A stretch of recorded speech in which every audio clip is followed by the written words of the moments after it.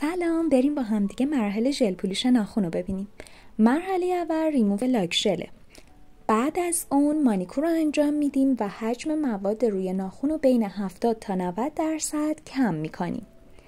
بعدش یه لایه بیس میزنیم و بعد از اون هم شروع میکنیم به مواد گذاری رو با یه گوله بزرگ انجام میدیم که وسط ریشه ناخن میذاریمش و با یه قلموی کوچیکتر شروع میکنیم کم کم کل ناخن رو باهاش کاور کردن و بهتره که اول وسط ناخن رو کاور کنیم. این هم یه زاویه دیگه است برای اینکه بهتر بتونین ببینین که چه اتفاقی میفته. یه نکته که بد نیست بهش اشاره کنم اینه که بهتره که یه کوچولو انگشت مشتری رو به سمت پایین نگه دارین تا مسلط تر باشین و مواد شوره نکنه. بعدش هم که میشه لاک ژل انتخابی مشتری که مشکی رو انتخاب کرد و این هم از این نتیجه کار. امیدوارم دوست داشته باشین.